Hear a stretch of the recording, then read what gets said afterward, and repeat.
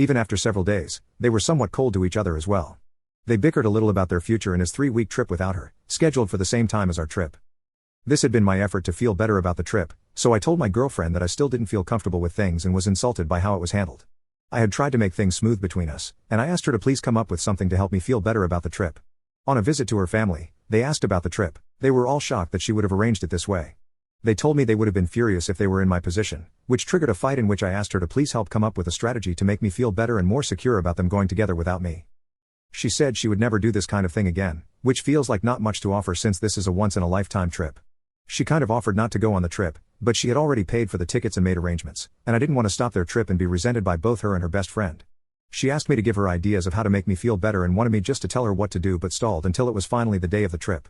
She bought me a bag of peanut butter cups, and I drove them to the airport. I feel so disregarded and disrespected in this situation.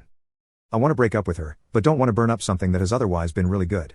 Update: I was really upset the day I dropped her off, and she was texting me, but I wasn't responding. I wasn't sure what I wanted to do, but I didn't want to do anything at all in the state I was in. I waited until the next day, and then I sent her a thought-out text letting her know that I didn't feel safe or loved in how the trip was handled and that I would be dropping her things off at her place and leaving her keys with a neighbor. She called but left no messages. She then messaged me that she didn't understand. She called and messaged me the rest of the week, but I couldn't pick up or text back. On Thursday, she realized I was serious and asked me logistical questions.